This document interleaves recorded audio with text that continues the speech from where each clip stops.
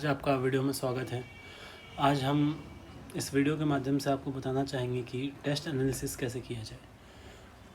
NEET exam जो है वो 3 घंटे एग्ज़ाम होता है, लेकिन उस 3 घंटे के एग्ज़ाम के लिए आप कितने 50, 100, 150 न जाने कितने आप 3 घंटे का टेस्ट देते हैं, और उन टेस्ट से आप अपना एक फाइनल एग्ज़ाम के लिए उन टेस्ट का बहुत बड़ा योगदान होता है। तो उन टेस्ट से सीखना ज़रूरी है, सही तरीके से उससे सीखना बहुत ज़रूरी है। नहीं सीखेंगे तो आपका जो लास्ट एग्ज़ाम है वो उतना वर्थ नहीं हो पाएगा जितना आप मेहनत किए हैं। तो टेस्ट एनालिसिस के लिए पहले हम लोग इसको 3 भाग में बांट लिए। जैसे आपने फर्टिलाइजेशन पढ़ा होगा, pre fertilization, during fertilization and post fertilization. Same उसी तरीके से pre test situation, during test situation and post test situation. Pre test situation यानी टेस्ट से पहले आपको क्या करना है, आप जितना रिवीजन कर सकते हैं कंटिन्यूस रिवीजन करिए।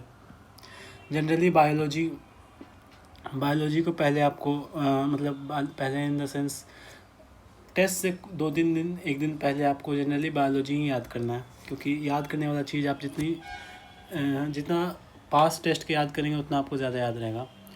दूसरा सबसे इम्पॉर्टेंट पॉइंट, मैं आपको स्ट्रेटजी वगैरह कुछ नहीं बताने जा रहा हूँ, वो मैं अलग वीडियो में बताऊँगा। मैं आपको बता रहा हूँ आपका माइंडसेट क्या होना चाहिए। आपको बिल्कुल रिलैक्स्ड माइंड में रहना है। रिलैक्स्ड माइंड में यानी आपको ना आपका क्या सिलेबस कंप्लीट हुआ है, क्या नहीं हुआ है, आपका टेस्ट में कैसा जाने वाला है, कैसा नहीं जाने वाला है, रिज़ल्ट क्या आने वाला है, क्या नहीं आने वाला है, इसके बारे में सोचना ही नहीं है। आपको आपके हाथ में जो है, आपको आपका टेस्ट का सिलेबस पता है, आपको कितना हुआ है वो पता है। जितना भी हुआ है उतना ही में आपको कंटिन्यूस रिवीजन करना है। अपने माइंड को बिल्कुल रिलैक्स रखना है। रिज़ल्ट के बारे में कुछ नहीं सोचना है। और treat it as what it is, इसका बहुत बड़ा मीनिंग है। ये मॉक टेस्ट है, आपको ये बात समझना होगा। कई बच्चे क्या करते हैं कि मॉक टेस्ट से इतना ज़्यादा टेंशन में आ जाते हैं कि उनका सिलेबस भी कंप्लीट नहीं हो रहता है, और वो इस टेंशन में छोड़ देते हैं मॉक टेस्ट। और क्या होता है इससे कि मॉक टेस्ट छोड़ते जाते हैं और एक सीरीज़ बनते जाता है कि सिलेबस कंप्लीट हुआ ना मॉक टेस्ट दे पाए। तो ये बहुत ही गलत चीज़ है। इससे आपको सेल्फ एनालिसिस आप नहीं कर पाएंगे, खुद का कभी भी नहीं कर पाएंगे। तो आपका जितना भी सिलेबस हुआ वो 10%, 20%, 50%, आप मॉक टेस्ट ज़रूर दीजिए। मेन जो आपका मॉक टेस्ट का मार्क्स है, खासकर शुरुआत में, वो मैटर ही नहीं करता है।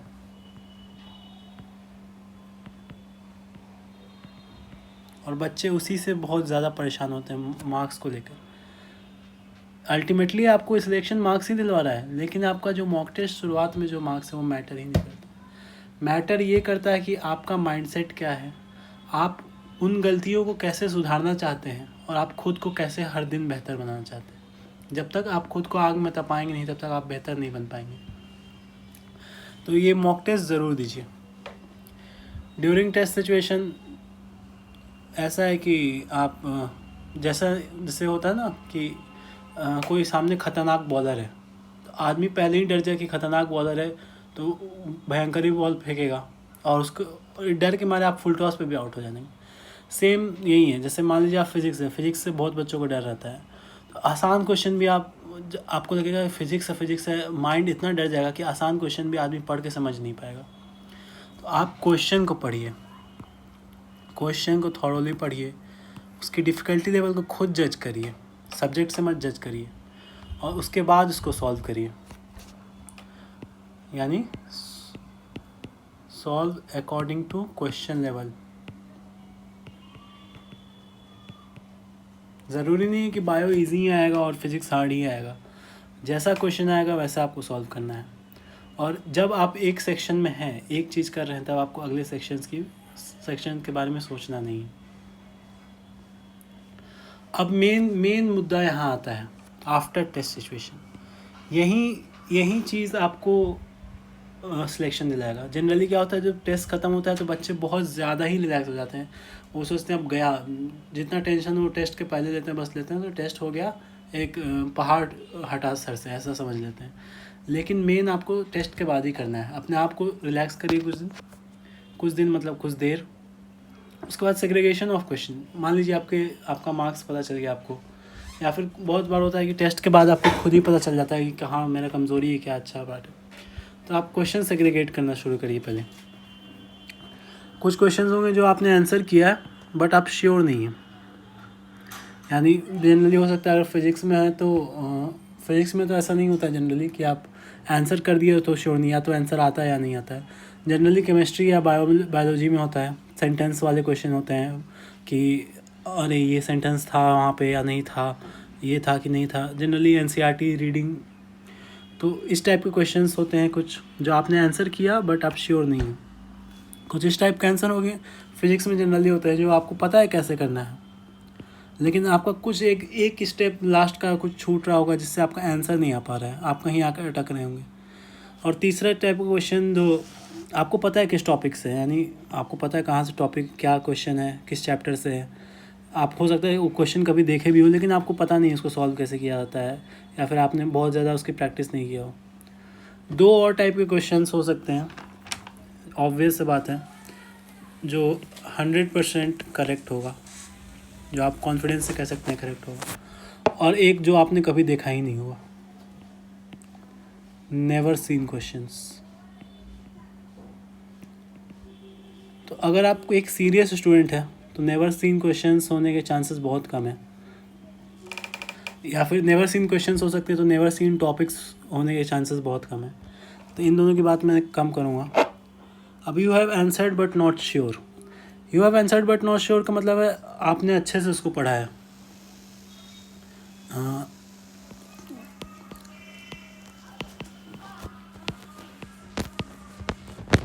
लेकिन क्योंकि आपका जो क्वेश्चन आता है उसमें 2-3 टॉपिक रिलेटेड होते हैं, तो आप उन 2-3 टॉपिक में कंफ्यूज हो जाते हैं क्योंकि लगभग सेम टॉपिक्स होते हैं, तो किस में क्या होगा क्या नहीं होगा उसमें आप कंफ्यूज हो जाते हैं। तो इन क्वेश्चंस का ना आप एक चार्ट प्रिपेयर कर लीजिए।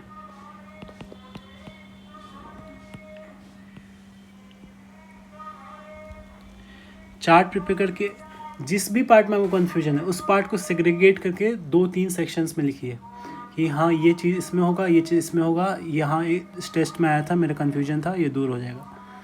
और आपको बिल्कुल एकदम सोचना ही नहीं है टेस्ट में गलत हुआ सही हुआ उससे मतलब नहीं है।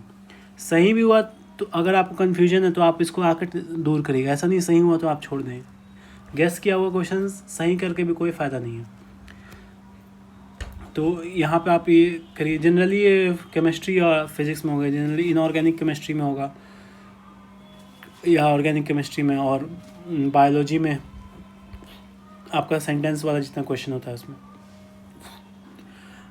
ये जो टॉपिक है ये मेनली फ़िज़िक्स में आता है। मेनली फ़िज़िक्स में आपका इस तरीके का गलती होगा, ये मान लीजिए सेंटर ऑफ मास से क्वेश्चन है, आपको पता है कि किस तरह निकालना है सेंटर ऑफ मास, लेकिन उस क्वेश्चन में थोड़ा सा अटपटा कर दिया, थोड़ा सा इधर उधर का कर दिया, तो आप जो आपका रेगुलर क्वेश्चन है उसे हल्का सा चेंज कर दिया और आपको पता है मेथड बट आप लास्ट में आके बना नहीं पा रहे हैं। तो इस टाइप के क्वेश्चंस को क्या करिए, आप पहले आप इसका टॉपिक तलाशिए। आपको टॉपिक जनरली पता होगा, टॉपिक के नोट्स खोलिए, उस नोट्स में आपके जो क्वेश्चंस हैं, क्वेश्चन नोट्स के क्वेश्चंस जो लेक्चर में किया है उन क्वेश्चंस को आप सॉल्व करिए। सॉल्व करने के बाद वापस नोट्स में आइए, थ्योरी पढ़िए,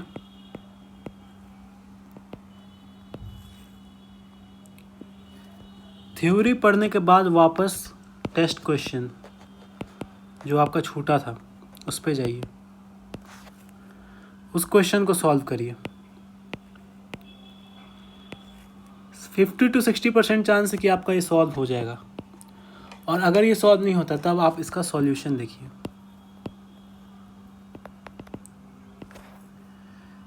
यहाँ पे 90% चांस है कि आपको सॉल्यूशन देख के समझ में आ जाएगा और आपकी गलती, और आपको ये जो हुआ ना नोट्स, आप नोट्स पे गए, क्वेश्चन में गए, सॉल्व किए, थ्योरी पढ़ें, तो इससे क्या हुआ उस टॉपिक से अब अगला जो भी क्वेश्चन आएगा आपको सेम क्वेश्चन तो पूछने वाला नहीं है, थोड़ा चेंज करेगा, कुछ और उस टॉपिक में रिलेटेड टॉपिक आएगा, तो आपका देखिए अगले टेस्ट का कितना सारा क्वेश्चन यहाँ से कंप्लीट हो गया। 90% चांस से सॉल्यूशन देकर आपको समझ में आ जाएगा। और यहाँ पर भी अगर नहीं आया, 10% चांस से नहीं आया, तो डाउट पूछिए जाके। अब तीसरे टाइप का बात करते हैं, जो आपको पता है कौन से टॉपिक से आया है, लेकिन आप क्वेश्चन सॉल्व करना नहीं जानते हैं। इसका सिंपल सा एक चीज़ है, या तो अगर आपके पास नोट्स हैं, अगर हैं तो, और तब भी आप नहीं कर पाए, मतलब आप अच्छा से पढ़े नहीं हैं, तो इसको रिवाइज़ करना है आपको। रिवाइज इन द सेंस, जैसे आप यूट्यूब लेक्चर्स, उस टॉपिक के यूट्यूब लेक्चर्स बहुत सारे पढ़े हो सकते हैं, वहाँ से आप रिवाइज़ करिए।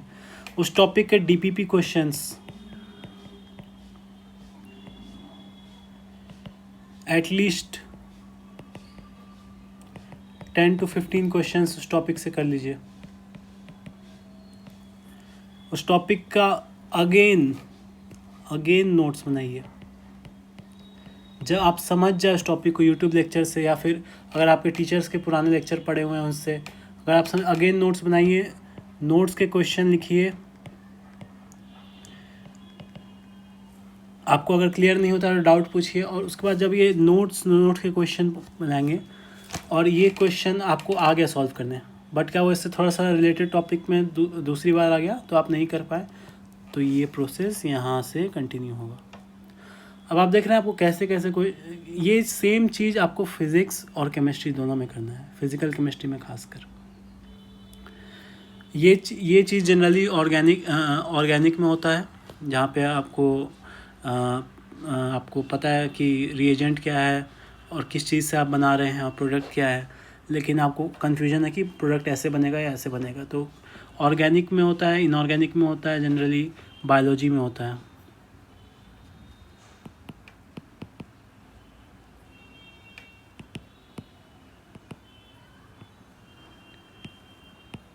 इसका सिंपल आंसर है कि आप सेग्रीगेट करिए। आपके क्वेश्चन में 4 ऑप्शन रहते हैं, हो सकता है 4 ऑप्शंस 4 टॉपिक से हों। आप उन 4 टॉपिक्स को एक रफ पेज में सेग्रीगेट करिए, और चारों टॉपिक से जो भी उसका थ्योरी है वो आप चारों अलग अलग लिखिए और उसको दिमाग में बैठाइए। तो अगली बार वो 4 टॉपिक आपके टेस्ट के लिए 4 टॉपिक आपके तैयार रहेंगे। सेम आपको ऑर्गेनिक, इनऑर्गेनिक, बायोलॉजी में करना है, और फिज़िक्स और फिज़िकल केमिस्ट्री में आपको ऐसे करना है। तो ये बहुत ही इम्पॉर्टेंट चीज़ है आपके टेस्ट के लिए, अगर आप सिलेक्शन पाना चाहते हैं तो इस चीज़ को आप ज़रूर करें। शुक्रिया।